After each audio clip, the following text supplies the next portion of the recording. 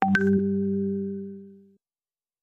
bismillahirrahmanirrahim. Assalamualaikum warahmatullahi wabarakatuh. Kita bertemu lagi dengan bab selanjutnya, yaitu bab kedua dari farmakognosi kelas 12 ini, yaitu eksudat tanaman. Nah, eksudat tanaman ini nggak banyak simplisianya, tapi seperti biasa saya ingatkan, adik-adik harus hafal nama simplisia dan kegunaannya. Nah, kita lihat yuk ya.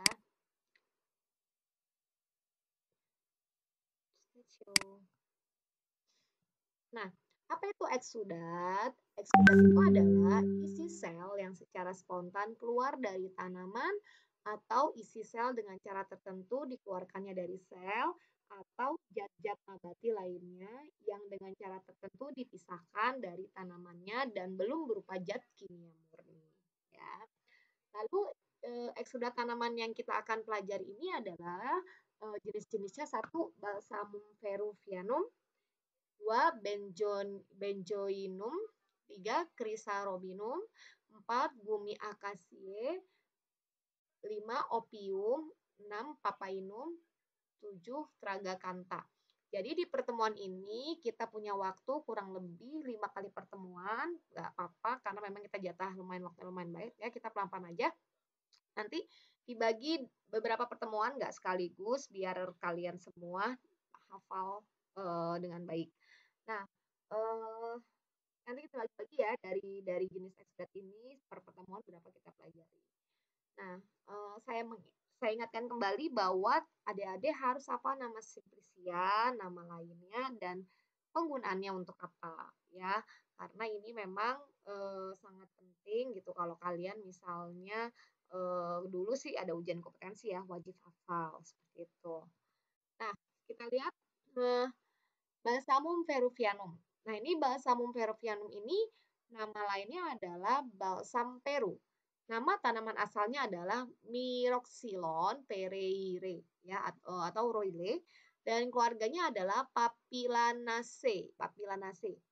Nah, zat berkhasiatnya itu dia 50-60% itu sinamain, yaitu campuran benzil benzoat dan benzil sinamil.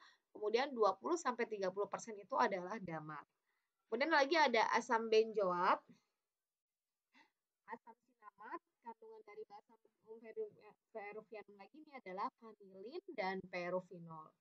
Digunakan untuk apa balsam peru ini? Ternyata di dalam dunia farmasi dia bermanfaat sebagai skabisida. Nanti kalian cari ya, apa itu skabisida. Kemudian obat luka, anti hemoroid ya. Hemoroid itu juga cari tahu apa itu ya, biar kalian tahu istilah-istilahnya ya, PR dari saya. Dan antitusif. Kalau antitusif kalian sudah paham ya, antitusif itu adalah untuk batuk kering ya. Pemeriannya itu adalah cairan kental, tidak lengket, bebas dari serat warna coklat tua, lapisan tipis transparan, berwarna coklat kemerahan, baunya khas, rasanya pahit dan getir, bau aromatik khas menyerupai vanilin. Bagian yang digunakan, ekstrak kental yang diperoleh dari batang yang telah dihanguskan dan dilukai. Nah, sediaan farmasi contohnya itu adalah Peruviani unguentum, Balsamum papilir, dan Herosin bedak ya. Herosin bedak ini mungkin terkenal di mana-mana, ternyata dia juga menggunakan balsam Peru. Karena tadi dia manfaat dari balsam Peru ini luar biasa. Allah menciptakan balsam Peru ini dan ternyata banyak manfaatnya untuk manusia.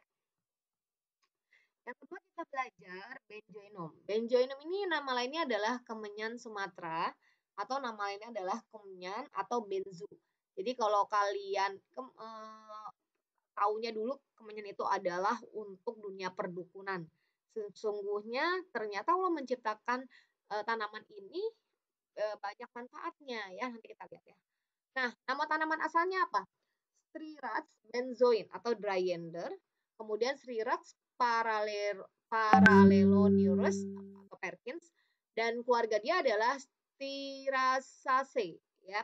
Kemudian zat berkhasiat atau utamanya adalah lubanol benzoat dan satu benzoresinol, vanilin, sterol, benzaldehida, bensin, sinama, fenil, propil, sinama. Digunakan untuk apa benjoinum ini? Nah, dia digunakan sebagai bahan pengawet ya. Bahan pengawet eh, mencegah tengi, kemudian antitusifa, tinktur untuk antiseptikum. Pemberiannya itu adalah massa keras, rapuh, tersusun atas butiran agak putih yang terbenam dalam massa bening berwarna coklat keabuan hingga coklat kemerahan, baunya khas, rasanya pun agak getir. Nah, bagian yang digunakan adalah damar balsamik yang diperoleh dengan penorehan batang.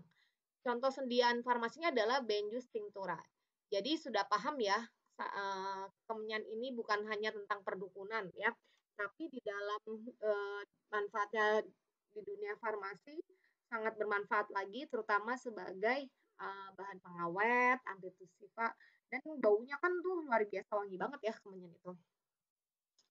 Lanjut kita yang ketiga adalah Chrysarobinum. Ini nama lainnya adalah Chrysarobin atau Chrysarobin ya, pakai C tulisannya. Nama tanaman asalnya Andira araroba atau aguyar, keluarganya adalah Papilionaceae. Isinya 70% yaitu hasil reduksi dari asam krisofanat, yaitu metil dioksi antrakinon. Penggunaannya adalah obat psoriasis, obat trichofitosis.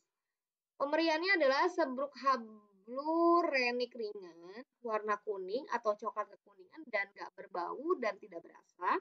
Kemudian bagian yang digunakan itu adalah campuran zat yang diperoleh dengan penyarian araroba yang terdapat dalam rongga batang. Tepung araroba ini disebut juga dengan tepung goa. Ya. Nah, ini sediaannya contohnya adalah Chrysarobini unguentum. Yang keempat dalam pertemuan ini yaitu saya akan menjelaskan tentang sintetisnya gumi akasie ya. Gumi akasie kalau dulu waktu kelas berapa ya? Kelas 11 ya kamu belajar sediaan emulsi. Nah, ini menggunakan zat ini ya. Gom Arab. Nama lainnya adalah gom Arab, gum akasia atau gumi mimose. Nah, ini nama tanaman asalnya spesies akasi antara lain adalah Acacia senegal. Keluarganya adalah Papilionaceae. Kemudian zat berkhasiat utama atau isinya adalah arabin.